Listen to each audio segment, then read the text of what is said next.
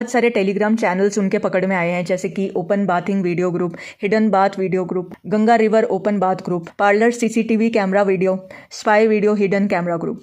और ये सारी वीडियोस को एक्सेस अगर किसी को भी करना है, मिनिमम 2000 से लेके 9000 तक का पेमेंट, डॉलर्स की अगर बात करूँ तो $10 से लेके $200 तक अगर कोई बंदा पे करता है तो ये सारी वीडियोस का एक्सेस उसे मिल जाएगा। टेलीमेट्रिक की एक रिपोर्ट भी सामने आई है जिसमें ये बताया गया है कि ओपन बाथिंग नाम से बहुत सारे सर्चेस किए गए थे फेब मंथ के अंदर, और ये सारे सर्चेस इंडिया से ही किए गए थे। इस टॉपिक से रिलेटेड जब मैं सर्च कर रही थी तब मुझे यूट्यूब में भी कुछ ऐसे चैनल्स मिले, जैसे कि ओपन बाथ इंडिया, जिसमें कैप्शंस महाकुंभ से रिलेटेड डाले गए थे।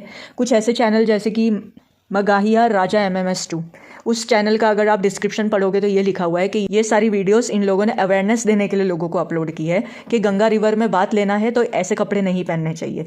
मतलब कितनी ज़्यादा आयरॉनिक बात है। इस चैनल का अगर आप पूरा हिस्ट्री देखोगे तो सबसे पुरानी जो वीडियोज़ है उन सब के थंबनेल देख के, टाइटल देख के ही समझ में आ जाएगा जिसने भी ये चैनल क्रिएट किया है उस बंदे का माइंडसेट क्या है। और ये वीडियोज़ पे बहुत सारे व्यूज़ है, 10,000 4,000 बहुत सारे व्यूज़। मोनालिसा जो महाकुंभ में बहुत ज़्यादा फेमस हुई थी उसका तक नाम डाल डाल के वीडियोस अपलोड की गई है। तो आप सोचो कि कितना ज़्यादा परवर्टेड और कितना साइकोपैथिक दिमाग है किसी का भी जिसने भी ये अकाउंट को क्रिएट किया हुआ है।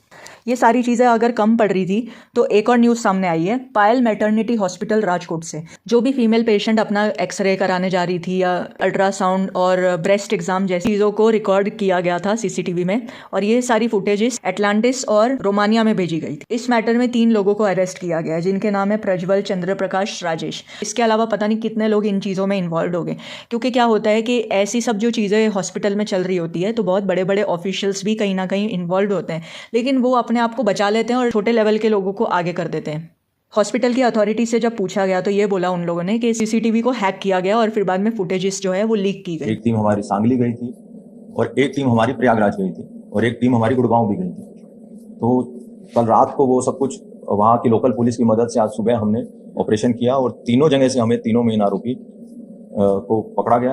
आरोपियों के नाम हैं, वो प्रज्वल अशोक तेली लातूर का रहने वाला है और वो मेन मास्टरमाइंड है। वो वर्चुअल नंबर से रोमानिया और अटलांटा में हैकर्स के संपर्क में था और वो वीडियोस आगे अलग अलग यूट्यूब चैनल्स और टेलीग्राम ग्रुप्स को बेचता था। उसके साथ संपर्क में राजेंद्र पाटिल था।